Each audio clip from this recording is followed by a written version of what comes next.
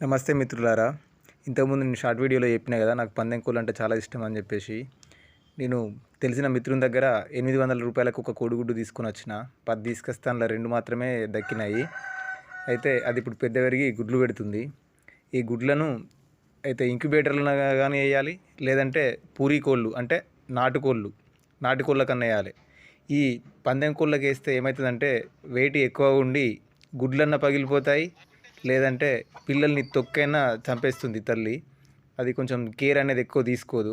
కాబట్టి ఇప్పుడు వెళ్ళిపోయిన కోడి అది పూరీ కోడి. వీటి గుడ్లను నేను ఈ పూరీ కోడికే వేస్తా. వేసిన తర్వాత మళ్ళా దాన్ని ఒక 20 డేస్ పక్కకు ఉంచితే 20 డేస్ తర్వాత అది మళ్ళీ గుడ్లు పెట్టడం స్టార్ట్ చేస్తుంది.